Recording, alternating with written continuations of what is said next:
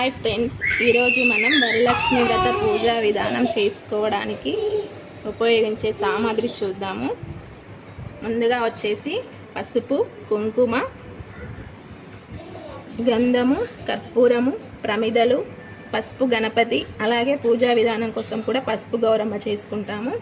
వత్తులు, వస్త్రము, యజ్ఞోపవీతము, కొడుకలు, ఖర్జూర, ఓకలు, మణిదారము.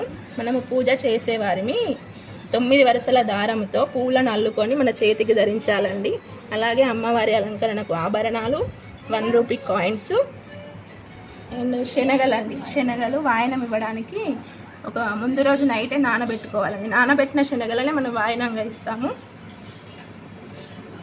పక్కపొడి ప్యాకెట్స్, అక్షింతలు, దీపం, నూనె అండి. అయితే మనం ప్రమిదల్లో నూనె వేసేటప్పుడు బాటిల్తో వేసుకోకుండా ఒక గ్లాస్లో నూనె పోసుకొని వేయాలండి. అగరబస్తీలు, కొబ్బరికాయలు, అమ్మవారికి సాంబ్రాణి పౌడరు, కలశము చెంబు, పారాని, మనము కలశంను కూర్చోబెట్టుకోవడానికి కింద పోసుకోవడానికి బియ్యము. ఇది వచ్చేసి అమ్మవారికి మధ్యలో మనం నీళ్లు జీలకరిస్తాం కదండి పూజ చేసే సమయంలో, దానికోసం వచ్చేసి ఒక ఎక్స్ట్రా కలశం చెంబు. పంచామృతాలు, అమ్మవారికి సారె సమర్పించడానికి చీర అండి. అలాగనే అలంకరణ సామాగ్రి.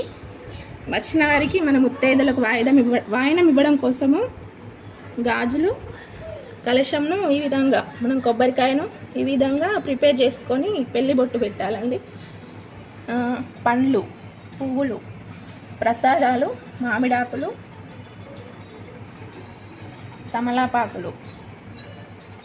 అమ్మవారిని ఇప్పుడు ఇంకా చాలామంది అలంకరించుకొని చీరతో అలంకరించుకొని పూజ చేస్తున్నారు కదా, వారు ఇలా రూపును కూడా ఉపయోగించుకోవచ్చు.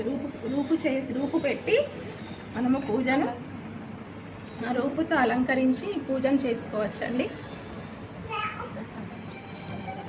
ప్రసాదాలు వచ్చేసి ఇక మన ఇష్ట ప్రకారంగా అయితే 9 రకాలు, 11 రకాలు, మన స్తోమతను బట్టి 5 రకాలు కూడా పెట్టుకోవచ్చు అండి. మన వాయనం కూడా మన ఇష్టానుసారంగా వాయనం ఇవ్వచ్చు అండి. వాయనంలో మాత్రం కంపల్సరీగా శనగలు, వక్కపొడి ఉండాలి, గాజులు ఉండాలి, పువ్వులు ఉండాలి. ఇక మిగిలిన ఈ బ్లౌజ్ పీసులు ఇస్తారు, కొందరు బౌల్స్ ఇస్తారు, అది వాళ్ళ ఇష్టం అండి. ఎవరి ఇష్ట ప్రకారం వాళ్ళు వాయనం ఇచ్చుకోవచ్చు. Please like, share and subscribe my channel. Thank you.